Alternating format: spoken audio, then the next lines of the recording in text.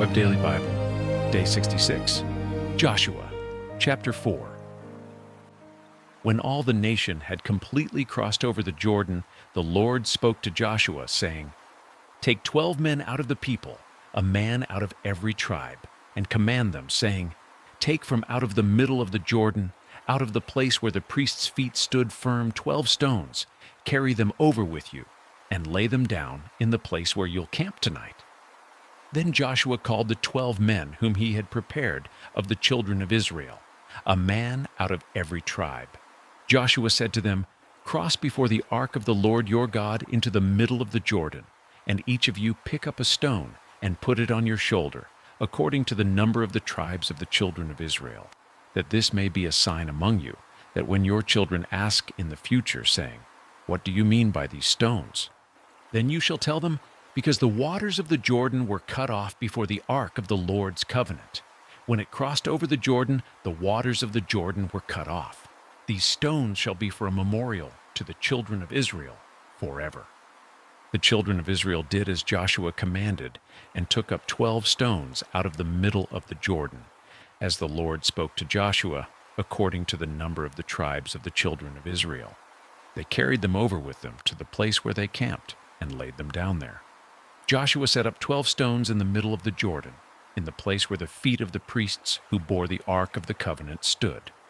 And they are there to this day.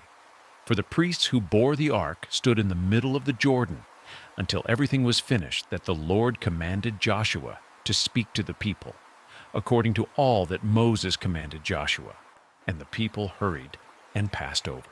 When all the people had completely crossed over, the Lord's ark crossed over with the priests in the presence of the people. The children of Reuben and the children of Gad and the half-tribe of Manasseh crossed over armed before the children of Israel, as Moses spoke to them. About 40,000 men ready and armed for war passed over before the Lord to battle, to the plains of Jericho. On that day, the Lord magnified Joshua in the sight of all Israel, and they feared him, as they feared Moses, all the days of his life. The Lord spoke to Joshua, saying, "Command the priests who bear the ark of the covenant, that they come up out of the Jordan." Joshua therefore commanded the priests, saying, "Come up out of the Jordan." When the priests who bore the ark of the Lord's covenant had come up out of the middle of the Jordan, and the soles of the priests' feet had been lifted up to the dry ground, the waters of the Jordan returned to their place, and went over all its banks, as before. The people came up out of the Jordan on the 10th day of the first month, and encamped in Gilgal, on the east border of Jericho. Joshua set up those 12 stones which they took out of the Jordan in Gilgal. He spoke to the children of Israel, saying, "When your children ask their fathers in time to come, saying, 'What do these stones mean?' then you shall let your children know, saying, 'Israel came over this Jordan on dry land.' For the Lord your God dried up the waters of the Jordan from before you, until you had crossed over, as the Lord your God did to the Red Sea, which he dried up from before us, until we had crossed over, that all the peoples of the earth may know that the Lord's hand is mighty, and that you may fear the Lord your God forever." Chapter 5. When all the kings of the Amorites who were beyond the Jordan westward, and all the kings of the Canaanites who were by the sea, heard how the Lord had dried up the waters of the Jordan from before the children of Israel, until we had crossed over, their heart melted, and there was no more spirit in them, because of the children of Israel. At that time the Lord said to Joshua, "Make flint knives, and circumcise again the sons of Israel the second time." Joshua made himself flint knives, and circumcised the sons of Israel at the hill of the foreskins. This is the reason Joshua circumcised them. All the people who came out of Egypt, who were males, even all the men of war, died in the wilderness along the way, after they came out of Egypt. For all the people who came out were circumcised, but all the people who were born in the wilderness along the way, as they came out of Egypt, had not been circumcised. For the children of Israel walked 40 years in the wilderness, until all the nation, even the men of war who came out of Egypt, were consumed, because they didn't listen to the Lord's voice. The Lord swore to them that he wouldn't let them see the land which the Lord swore to their fathers that he would give us, a land flowing with milk and honey. Their children whom he raised up in their place were circumcised by Joshua, for they were uncircumcised, because they had not circumcised them on the way. When they were done circumcising the whole nation, they stayed in their places in the camp until they were healed. The Lord said to Joshua, "Today I have rolled away the reproach of Egypt from you." Therefore the name of that place was called Gilgal to this day. The children of Israel encamped in Gilgal. They kept the Passover on the 14th day of the month at evening in the plains of Jericho. They ate unleavened cakes and parched grain of the produce of the land on the next day after the Passover, in the same day. The manna ceased on the next day, after they had eaten of the produce of the land. The children of Israel didn't have manna anymore, but they ate of the fruit of the land of Canaan that year. When Joshua was by Jericho, he lifted up his eyes and looked, and behold, a man stood in front of him with his sword drawn in his hand. Joshua went to him and said to him, "Are you for us or for our enemies?" He said, "No, but I have come now as commander of the Lord's army." Joshua fell on his face to the earth and worshipped, and asked him, "What does my Lord say to his servant?" The prince of the Lord's army said to Joshua, "Take off your sandals, for the place on which you stand is holy." Joshua did so. Chapter 6. Now Jericho was tightly shut up because of the children of Israel. No one went out and no one came in. The Lord said to Joshua, "Behold, I have given Jericho into your hand, with its king and the mighty men of valor. All of your men of war shall march around the city, going around the city once. You shall do this 6 days. 7 priests shall bear 7 trumpets of ram's horns before the ark.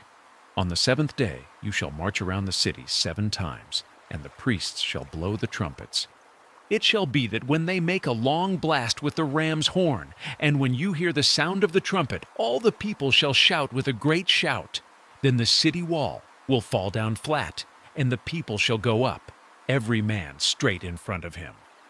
Joshua the son of Nun called the priests, and said to them, "Take up the ark of the covenant, and let 7 priests bear 7 trumpets of ram's horns before the Lord's ark." They said to the people, "Advance, march around the city, and let the armed men pass on before the Lord's ark." It was so that when Joshua had spoken to the people, the 7 priests bearing the 7 trumpets of ram's horns before the Lord advanced and blew the trumpets, and the ark of the Lord's covenant followed them. The armed men went before the priests who blew the trumpets, and the ark went after them. The trumpets sounded as they went. Joshua commanded the people, saying, "You shall not shout, nor let your voice be heard, neither shall any word proceed out of your mouth until the day I tell you to shout. Then you shall shout." So he caused the Lord's ark to go around the city, circling it once. Then they came into the camp, and stayed in the camp. Joshua rose early in the morning, and the priests took up the Lord's ark. The 7 priests bearing the 7 trumpets of ram's horns in front of the Lord's ark went on continually, and blew the trumpets. The armed men went in front of them. The rear guard came after the Lord's ark.